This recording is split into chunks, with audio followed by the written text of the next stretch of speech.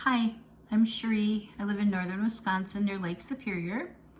I've been a student at DU for a while, first studying creative nonfiction and now studying fiction writing.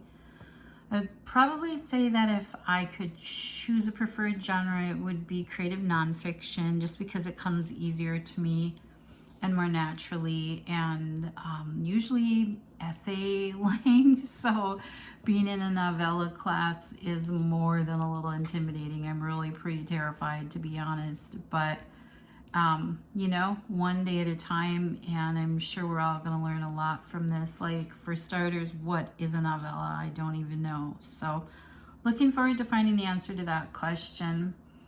I have loved to write pretty much my whole life. I've got 6 kids, so I raised a big family, and I've got 6 grandkids and a 7th grandchild. A little girl is due at the end of May, so we're excited about that. But I never had a lot of time to give to my writing, so this just all feels kind of indulgent and wonderful to be able to have so much focus and learn so much about writing. So today, but it doesn't mean I'm not terrified of this class. Today I'm going to read out of a book I really love. It's called Braiding Sweetgrass, and it's by an author named Robin Wall Kimmerer. She's a botanist, and she writes about the lessons we learn from plants. And this essay that I'm going to be reading, which the book is essays, it's called The Consolation of Water Lilies, and it just really kind of spoke to my heart because it's about her bringing her youngest child to college.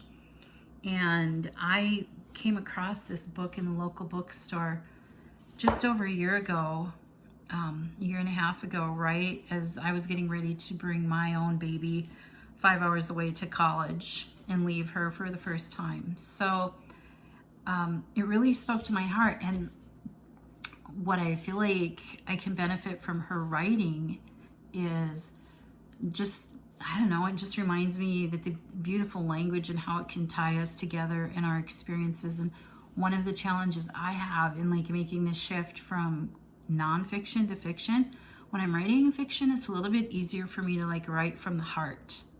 And I'm really challenged with that in fiction, and I feel like some of my characters kind of fall a little bit flat because I'm not able to just like, just dig in there and get to their heart and make that connection with the reader. And so this little essay just kind of is my reminder of that. And I wish I could read the whole thing because I think it's that beautiful, but I know everybody would like totally be zoning. So I will start. She's dropped her daughter Larkin off at college, and she's driving home, and she decides she's got her kayak with her, and she decides to stop at a little lake and just paddle for a little while. And she's just kind of trying to come to terms with the letting go.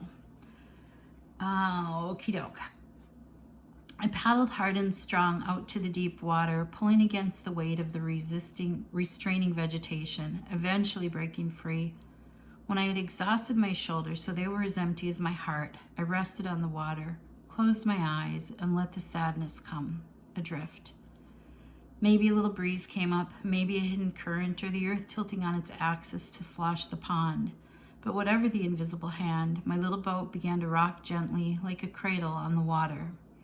Held by the hills and rocked by the water, the hand of the breeze against my cheek, I gave myself over to the comfort that came unbidden.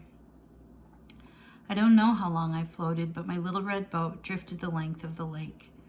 Rustling whispers around my hull drew me from reverie, and the first thing I saw upon opening my eyes were polished green leaves of water lilies and spatterdock smiling up at me again, rooted in darkness and floating in the light.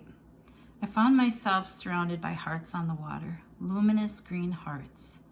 The lilies seemed to pulse with light, green hearts beating with my own.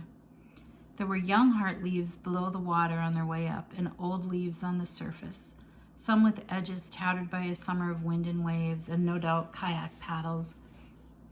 And the new leaves take up oxygen into the tightly packed air spaces of their young, developing tissues, whose density creates a pressure gradient.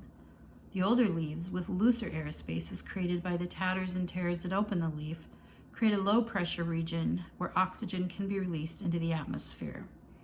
This gradient exerts a pull on the air taken in by the young leaf. Since they're connected by air-filled capillary networks, the oxygen moves by mass flow from the young leaves to the old, passing through and oxygenating the rhizome in the process. The young and the old are linked in one long breath, an inhalation that calls for reciprocal exhalation, nourishing the common root from which they both arose. New leaf to old, old to new, mother to daughter. Mutuality endures. I am consoled by the lesson of lilies. I paddled more easily back to the shore, loading the kayak onto the car in the fading light. I was doused with the leftover pond water draining onto my head. I smiled at the illusion of my grief containment system. There is no such thing. We spill over into the world, and the world spills over into us. The earth, that first among good mothers, gives us the gift that we cannot provide ourselves. I hadn't realized that I had come to the lake and said, "Feed me," but my empty heart was fed. I had a good mother. She gives what we need without being asked.